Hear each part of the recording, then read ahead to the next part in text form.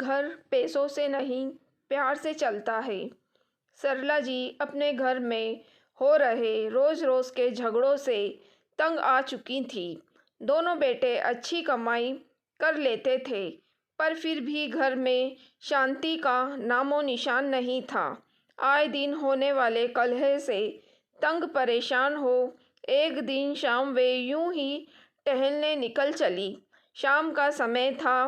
कुछ देर टहलते उन्हें अपनी पुरानी सहेली की याद हो आई। वह शुरू से ही थोड़ी गरीब थी। उसकी गरीबी और सरला की अमीरी का फासला कुछ ऐसे बढ़ा कि उनकी दोस्ती को ही ले डूबा। उसका घर कुछ हटकर थोड़ा साइड इलाके में पड़ता था। चहल पहल भीड़ भाड़ से दूर ग्रामीण इलाका। सरला जी ढूंढते ढूंढते आखिर अपनी सखी का घर पा ही गई। दरवाजे पर ही उससे मुलाकात हो गई। यूं तो समय के थपेड़े उसके चेहरे को भी रोशन कर रहे थे, लेकिन फिर भी वह सरला से अधिक ऊर्जावान लग रही थी। दोनों पुरानी सखियां गले मिली, फिर उसे अंदर बिठा वह अपने परिवार से उसका परिचय कराने लगी। उसके भी 2 बेटे, 2 बहू, 3 पोते पोतियों से भरा पूरा परिवार था। घर के भीतर से ही एक सकारात्मक ऊर्जा का प्रभाव सरला को बड़ा प्रिय लगा।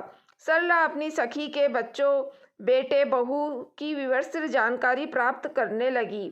उसने बड़े गर्व से कहा कि मेरे बड़े बेटे की तो अच्छी सरकारी नौकरी लग गई है, लेकिन छोटा अभी तक मेहनत ही कर रहा है।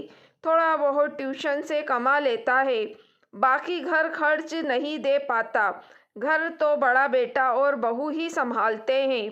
बच्चों में बड़ा प्रेम भाव है, अपना पराया नहीं जानते। अपना सरकारी मकान छोड़कर बड़ा बेटा यहीं छोटे से घर में सबके साथ रहता है।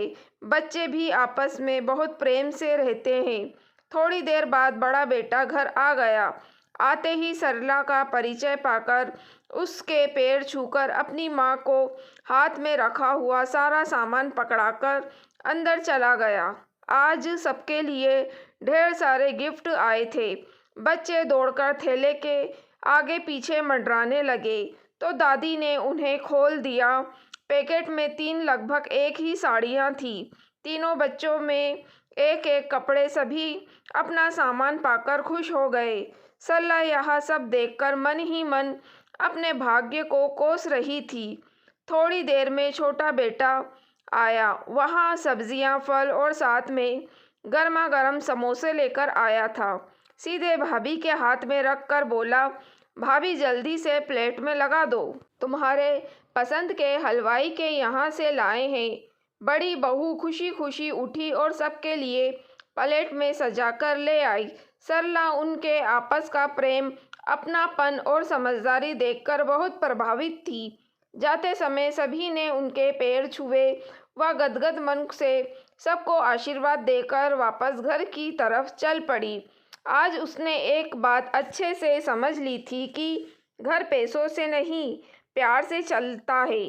भले ही उसके घर में पैसे और साधन की कोई भी अभाव ना हो, लेकिन जो सबसे बड़ा अभाव था वह था प्रेम का।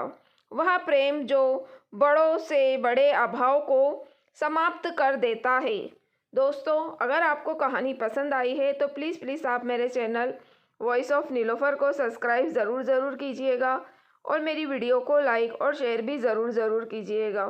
Thank you for watching.